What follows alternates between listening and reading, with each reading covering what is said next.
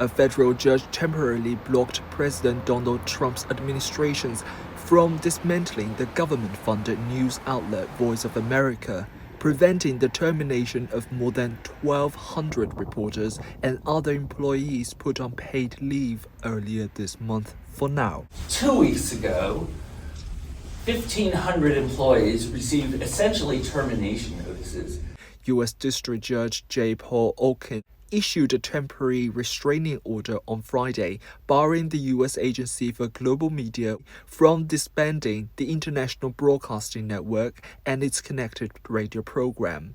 VOA has proved that time and time again in its broadcasts to Russia, China, Afghanistan, Iran, anywhere else in the world where powerful actors would rather work in darkness.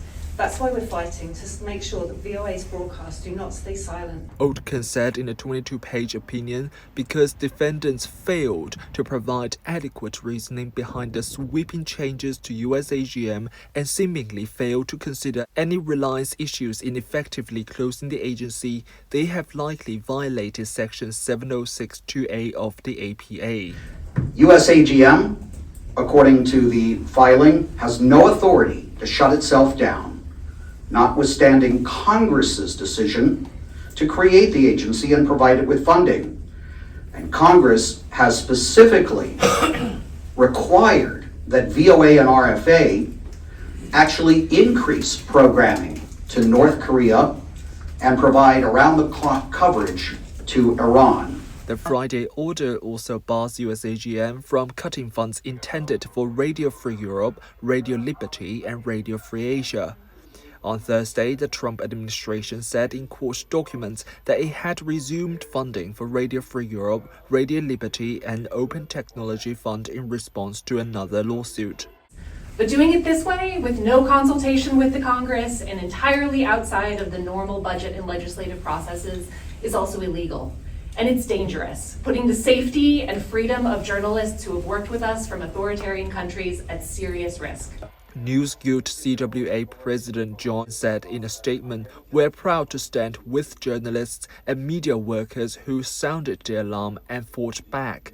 This ruling is a powerful rebuke to an administration that has shown contempt for press freedom and the rule of law." The effects that's happening to Voice of America is similarly happening to Radio Free Asia. All of the staff, 75% of the staff was put on unpaid furloughs starting on March 21st. And they are still on those unpaid furloughs. And these are journalists and media workers who broadcast into many different repressive regimes. The initial lawsuit led by unions, Reporters Without Borders, and a handful of VOA reporters was filed last week, arguing the shuttering of the outlet was in violation of multiple laws. They asked the court to fully reinstate VOA, which has been off air since reporters and other workers were put on paid leave earlier this month. Even though we are spending $260 million a year, that gets us 360 million eyeballs and ears. Trump and other Republicans have been critical of VOA for some time, claiming the outlet is biased against conservatives in its coverage. Kari Lake, a failed Arizona gubernatorial candidate whom Donald Trump picked as senior advisor for VOA, said the international news outlet has an incredible mission and has called for the broadcaster to return to it. "We're going to modernize it, make it more efficient, and ensure that instead of spreading anti-American propaganda, it's spreading information aligned with our diplomatic policies."